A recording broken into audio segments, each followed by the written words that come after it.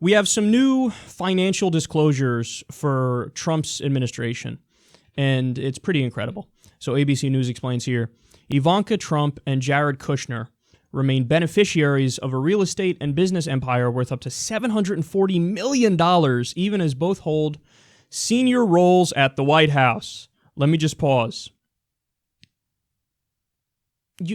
There's so much wrong with that. The first thing that's wrong with it is nepotism. Like, you can't just, oh, hey, my son-in-law, my daughter, I am now decreeing you high positions at the White House. Again, just for a second, imagine Hillary Clinton just decreed, Chelsea Clinton is now my top advisor. Everybody, including me, would be like, that's preposterous. There are people who are way more qualified than her. That's your daughter. You're just doing it because it's your daughter. That's not okay. It's not like you're putting the best interest of the country here. You're putting the best interest of your family first. And, damn the consequences. Well, now you're going to put Jared Kushner and Ivanka Trump, in senior positions. What do you mean? Why are you mad at me? It's just totally cool. I don't know what you're talking about. No, that's not cool. No, that's not cool at all. So nepotism is the first problem. Second problem is $740 million. Look, it's not like, hey, by definition, if you have a lot of money and you're in the White House, you are a bad person. No, it's just something of an indicator that shows where your allegiance is going to lie, who your allegiance will lie with. So Trump, for example, has massive debt to Wall Street and the big banks, nearly $1 billion worth. So, okay, my guess is he's going to be doing favors for them to get his own ass off the line. That's not very good now, is it? Now, he has massively rich family members, so I don't know, whose interests are they really going to be looking out for? Their own, their other rich buddies? That's much more likely than looking out for a random grandmother in Nebraska. Let's continue.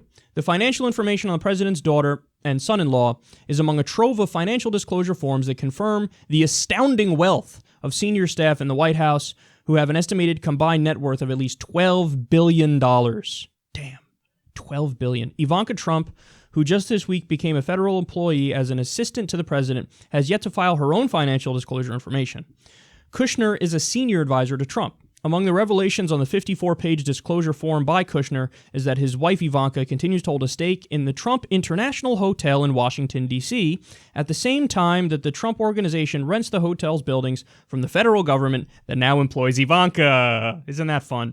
Trump's chief economic advisor, Gary Cohn, formerly chief operating officer of Goldman Sachs, earned at least $48.3 million in income in 2016 and holds assets valued at $252 million and $611 million. Counselor to the president, Kellyanne Conway, and her husband, George Conway, disclosed assets that were worth between $10 million and $39.3 million when she began work at the White House at the start of Trump's term. And the financial information for Trump's chief strategist, Stephen Bannon, gives some sense of his income from his work with media and other outfits tied to conservative causes. Bannon earned nearly $400,000 in consulting fees in 2016 from Breitbart News, Cambridge Analytica, a data mining firm, and the Government's Accountability Institute, a conservative research organization. Bannon also received $100,000 in income from conservative film production company Citizens United Productions, and his assets are valued at somewhere between $11.8 million and $53.8 million. So he's getting money directly from Citizens United. Yes, the same Citizens United that was involved in the case, which got more money in our politics. Oh, Steve Bannon, he's, the Trump administration, drain the swamp. They're fighting for the people. And by that, I mean they're fighting for more money in politics, and they're financially tied to the exact group that got more money in our politics. This is a sick, sick joke. And guys, what we're looking at here is one of the richest, if not the richest, administration in American history. Don't talk to me about a swamp unless you're going to tell the truth, which is that they are draining the swamp in our mouths. Gary Cohn, Jordan Sheridan tweeted about this the other day. He was going through all these in detail, going through the disclosures. They say, well, actually, Gary Cohn is underreporting. So Gary Cohn, the guy who was the president of Goldman Sachs, not only is Trump appointing Goldman Sachs people, the president, he was like, let's show that we are the worst swamp ever. Not just a swamp, we are the worst swamp ever. President of Goldman Sachs.